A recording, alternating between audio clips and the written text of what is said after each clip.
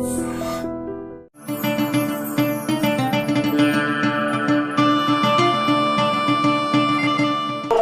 To I dream. Telangana రాష్ట్రంలో అత్యంత ప్రతిష్టాత్మకంగా నిర్వహించేటువంటి మేడారం సమ్మక్క సారలమ్మకు సంబంధించినటువంటి ఏర్పాట్లు కూడా పూర్తి చేశారు. అయితే ప్రస్తుతం మనతో పాటు ఈ సమ్మక్క సారలమ్మకు సంబంధించినటువంటి ఆలయ పూజారి ఉన్నారు.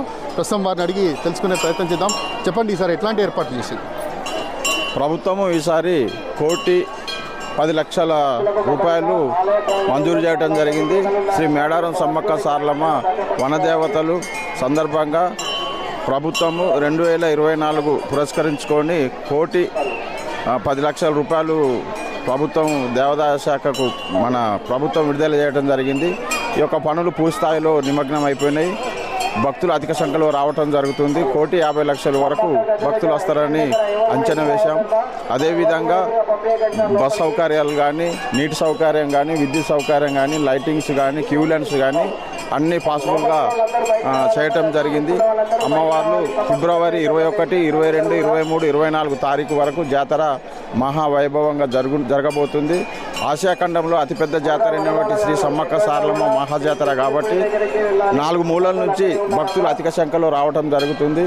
ఎందుకంటే మగశుద్ధ పౌర్ణమి పురస్కరించుకొని అమ్మవార్లు పసుపు కుంకుమలు ఇప్పటికీ ప్రతి ఒక్క ఆడపడుచు ఇంటిలో చేరటం జరిగింది. ఆ ఆనవాయితీగా ఆ యొక్క సమ్మక్క పుణ్యాన్ని పురస్కరించుకొని భక్తులకు వాళ్ళకు విలవెలుపులు కలలో కానీ వాళ్ళకు చెప్పటం జరుగుతుంటుంది. ఆ విధంగా భక్తులు ఒకరి ఇంటి నుంచి మరొక ఇంటి వాళ్ళకు కూడా చెప్పుకుంటూ అదేవిధంగా భక్తులు అధిక సంఖ్యలో రావాలని చెప్పి పూజారులుగా మేము భావిస్తున్నాం. ముఖ్యంగా ప్రభుత్వం చేపట్టినటువంటి కార్యక్రమాలు మొత్తం అయిపోవటం జరిగింది. కాకపోతే కొంత అక్కడ ఇక్కడ ఉండవచ్చు, కానీ అది కూడా ఈ 2 రోజుల్లో పూర్తి అయిపోతుంది. మంత్రి గారు పర్యవేక్షణ ప్రతి ఒకరోజు తప్పితే ఒకరోజు పర్యవేక్షణ జరుగుతుంది. కలెక్టర్లు, ఎస్పీలు, పోలీస్ శాఖ వారు అందరూ భక్తులకు దగ్గర ఉండి భక్తులని ఏ విధంగా పంపించాలి, క్యూలన్లు ఏ విధంగా పంపించాలి, అమ్మవార్ల దర్శనాలు ఏ విధంగా చేయాలి ఆ విధంగా చేపిస్తున్నారు. భక్తులకు పూజారులు, మా వాలంటీర్స్, పోలీస్ శాఖ వారు గద్దెలపై ఉండి వాళ్లకు బంగారంగా కొలిచే బెల్లాన్ని వాళ్ళకు అందిస్తూ భక్తులకు కోరుకునే కోరికలు తీర్చే విధంగా తల్లులు సహకరిస్తూ తల్లుల దీవెనలు పొందుతూ భక్తులు అధిక సంఖ్యలో రావాలని చెప్పి పూజారులుగా మేము భావిస్తున్నాం. ఇంకా రాబోయే కాలంలో కూడా ఇంకా ఎక్కువ సదుపాయాలు కల్పించి ఇంకా భక్తులకు మెరుగైనటువంటి వసతులు కల్పించి చాలా మంచిగా చేయాలని చెప్పి మా పూజారుల యొక్క కోరిక. అంటే ప్రతి సంవత్సరం అంటే వెనుకట అంటే ఒక 2 సంవత్సరాలకు ఒకసారి జరిగేది కనుక అప్పుడప్పుడు వస్తూ ఉండే. ఇటీవల కాలంలో విపరీతంగా అంటే ఇప్పుడు జాతర సమయంలో కాకుండా మిగతా సమయాల్లో కూడా ఇక్కడికి భక్తులు అధిక సంఖ్యలో ఇచ్చేస్తున్నారు. అంటే ప్రతి సంవత్సరం కూడా తాత్కాలిక ఏర్పాట్లు చేస్తూ ఉన్నారు. పూర్తి స్థాయిలో ఎందుకు అధికారులు ఏర్పాట్లు చేయట్లేదు?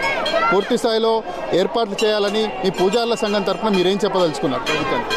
ముఖ్యంగా మేము కోరేది ఏంటంటే మా తాతల ముత్తాతల ఆయాంలో మొత్తం పరివారం మొత్తం అడవి ఉండే. ఆ అడవి వల్ల ఎడ్ల బండ్లలో వచ్చేది భక్తులు. ఇప్పుడంతా సొంత వాహనాలు, ప్రైవేట్ వాహనాలు కిరాయి తీసుకొని రావటం జరుగుతుంది. కాబట్టి ఇంకా ముందస్తు ప్రణాళికబద్ధంగా మేము పూజారులుగా కోరేది ఏంటంటే ఏ ప్రభుత్వం వచ్చినప్పటికైనా భక్తులకు అనుకున్నటువంటి సదుపాయాలు కలిగితే వాళ్ళు ఇంకా అధిక సంఖ్యలో వచ్చి వాళ్ళకు హాల్ట్గా ఉండటానికి, స్వేచ్ఛగా తిరగటానికి మంచిగా ఉంటుంది. కాబట్టి అట్లాంటివన్నీ దృష్టి పెట్టి చేయాలి ప్రభుత్వం ప్లస్ అధికారులు అందరూ చొరవ తీసుకొని మంచిగా చేయాలని చెప్పి మేము కోరుకుంటున్నాం. ఇంకా ముఖ్యంగా చెప్పాలంటే ఇప్పుడు వచ్చినటువంటి భక్తులు చెట్టు పుట్టు అనక ఎక్కడ పడితే అక్కడ ఉండటం జరుగుతుంది. అట్లాంటి వాళ్లకు ఇంకా కొద్దిగా దగ్గరకు మంచి సదుపాయాలు, బిల్డింగ్లు, వాటర్ సప్లై అట్లాంటివన్నీ కల్పిస్తే బాగుంటుందని చెప్పి. ఇప్పటివరకు ఎంతమంది భక్తులు వచ్చినారని మీ అంచనా ఉంది? ఇప్పటి వరకు 60-70 వేలు దాటి ఉంటారని మా యొక్క అంచనా. ఎందుకంటే ముందస్తు మొక్కుబడులు చెల్లించుకుంటున్నారు కాబట్టి. అంటే ముందస్తు ఎందుకు వస్తున్నారంటే గతంలో ఆ విధంగా భక్తులు ఆ టయానికి దేవుడు వచ్చే టయానికి బాగా తొక్కిసలాటలు అవుతాయి, చాలా ఇబ్బంది అవుతుంది అనే ఆలోచనతోటి భక్తులు కొంతమంది వచ్చి వాళ్ళ ముడుపులు, వాళ్ళ యొక్క కోరికలు కోరుకొని వాళ్ళ యొక్క కానుకలు అమ్మవార్లకు సమర్పించి వాళ్ళు వెళ్ళిపోయి మళ్ళీ జాతర సందేహం చూద్దాం అని చెప్పి కూడా రావడానికి కూడా వాళ్ళు సిద్ధంగా ఉన్నారు. అట్లా కూడా రావడానికి కూడా సిద్ధంగా ఉన్నారు. కాబట్టి ముందస్తు మొక్కులు ఒత్తిళ్ళకి వెళ్ళి ఇబ్బంది అవుతుందని చెప్పి పోయి వాళ్ళు ఆ మొక్కులు చెప్పుకొని కొద్దిగా ఫ్రీగా వెళ్ళిపోతామని చెప్పి కొద్దిగా ముందస్తు వస్తున్నారు. అదే జనము ఆ ముందొచ్చే జనం కూడా ఇప్పటి వరకు మళ్ళీ అదే జాతరలో 21, 22, 23లో అయితే ఈ ఏరియా కూడా సరిపోదు. అట్లాంటి సంభాషణ జరుగుతుంది కాబట్టి భావిస్తున్నాం. ఇప్పటి వరకు అంటే కరోనా వచ్చిన సమయంలో ఎలాంటి అంటే భక్తుల రద్దీ అప్పుడు ఎట్లా ఉండే, ఇప్పుడు ఎట్లా ఉంది? అప్పుడు కూడా ఇదే విధంగా ఉండే రద్దీ, కాకపోతే ఆ యొక్క కరోనాను కూడా లెక్క చేయకుండా అమ్మవార్ల దగ్గరికి దర్శనానికి రావడం జరిగింది. వేడి నీళ్ళల్లో పసుపు వేసుకొని కూడా ఆవిరి పట్టుకున్న ఘనత మన భక్తులకు కూడా ఉన్నది కాబట్టి ఆ కరోనాను కూడా లెక్క చేయలేదు. చాలామంది రావటం పోయింది. ఇక్కడ వచ్చిన వాళ్ళకు కూడా ఎవరికి కరోనా వచ్చిందని కూడా ఎఫెక్ట్ కూడా లేదు అని చెప్పి మేము పూజారులుగా ఈ సందర్భంగా తెలియజేస్తున్నాం. అంటే ఈసారి ఒక కొత్త సాంప్రదాయానికి తెరదీసిండ్రు. ఏంటంటే ఆన్లైన్లో మొక్కులు చెల్లించుకోవాలన్నటువంటి ఒక సాంప్రదాయం కూడా ఈసారి తీసుకొచ్చిండ్రు. అంటే గతంలో ఇక్కడికి వచ్చి మొక్కులు తీర్చుకోవాలన్నటువంటి ఒక అభిప్రాయం అయితే ప్రతి ఒక్క భక్తుల్లో విశ్వాసం ఉండేది. అంటే ఈ ఆన్లైన్ సిస్టమ్ అంటే ఈ నూతన పోకడలకు ఈ వనదేవతలకు ఈ మొక్కులు ఆన్లైన్లో చెల్లిస్తే సరైన విధంగా మొక్కులు చెల్లుతాయంటారా? ఇది కరెక్ట్ కాదు. భక్తులు అధిక సంఖ్యలో పాల్గొని ఏ విధంగానైతే మన క్యూ లైన్ ఉన్నాయో ఇక్కడ వాలంటీర్స్ ఉంటారు, ఎన్విరాన్మెంట్ స్టాఫ్ ఉంటుంది, పోలీస్ శాఖ వారు ఉంటారు, మీడియా ఉంటుంది. వీళ్ళందరూ సహకారంతో గద్దెలకు వాళ్ళకు పసుపు కుంకుమలు చెల్లించి మన పసుపు బెల్లం కొబ్బరికాయలను తీసుకొని వాళ్ళ ఇంటికి చల్లగా వెళ్ళాలి తప్ప ఆన్లైన్ల ద్వారా ఇక్కడ కూడా కొబ్బరి బెల్లం చెప్పి మన ఎండోమెంట్ నుంచి ఒకటి ప్లాన్ చేసిండ్రు. అక్కడ నుంచి బెల్లం వచ్చేసి కొబ్బరికాయ వచ్చేసి గద్దెల మీద పడతాయంటే అది మా సాంప్రదాయం కాదు, ఆదివాసుల సాంప్రదాయం అది కానే కాదు. దాన్ని మేము తిరస్కరించడం పూజారులుగా. ఎందుకంటే ఇక్కడికి వాళ్ళు రావాలి, వాళ్ళ గద్దెలు టచ్ చేసుకోవాలి, ఆ యొక్క ప్రాంగణంలో భక్తులు తిరగాలి, వెళ్ళిపోవాలి. వాళ్ళ పీడలు కానీ పిశాసాలు కానీ ఏదైనా మంత్రం తంత్రం అలాంటివి ఏమైనా ఉన్నా కానీ తొలగిపోవాలనేదే వాళ్ళ ఆకాంక్ష. మళ్ళీ వాళ్ళ కోరికలు ఏమైనా ఉంటే జాబులే కానీ పిల్లలే కానీ అట్లాంటి కోరికలు తీర్చే తల్లులుగా ఈరోజు యావత్ భారతదేశం మొత్తానికి చూసుకుంటే ఆసియా ఖండంలో అతిపెద్ద జాతరగా ఆదివాసి జాతరగా ఉన్నటువంటి శ్రీ సమ్మక్క సారలమ్మలు వాళ్ళకి ఆ విధంగా ఉంటాయి కాబట్టి అలాంటివన్నీ ఉండొద్దని చెప్పి మేము తిరస్కరించడం, పూజారులకు కూడా ఖండిస్తున్నాం. ఇటీవల కాలంలో రాష్ట్ర ముఖ్యమంత్రి రేవంత్ రెడ్డి మనవడికి సంబంధించి ఆన్లైన్లో మొక్కు చెల్లించుకున్నారు, బెల్లం చెల్లించారు. దాంతోపాటు ఈ జిల్లాకు సంబంధించినటువంటి ఇన్ఛార్జ్ మంత్రి పొంగులేటి శ్రీనివాసరెడ్డి మనవడు వాళ్ళ కూతురికి పుట్టినటువంటి పాపకు కూడా ఆన్లైన్లో మొక్కులు చెల్లించారు. అంటే దీన్ని మీరు ఏ విధంగా చూస్తారు? దీన్ని మాత్రం మేము ఏమనుకుంటామంటే వాళ్ళు రాలేక ఏదో అక్కడ ఉండి ఆ నీడల్ని ఉండి మరి ఇప్పుడు అట్లా అనుకుంటే భక్తులు చాలామంది వస్తున్నారు. వాళ్ళు ఇప్పుడు వేరే రకంగా అనుకోవచ్చు. మరి అక్కడ కూడా సమ్మక్క సారక్క ఫోటో పెట్టి కూడా చేసుకోవచ్చు. మరి అట్లాంటి పరిస్థితి వాళ్ళకే తెలిసి ఉండాలి.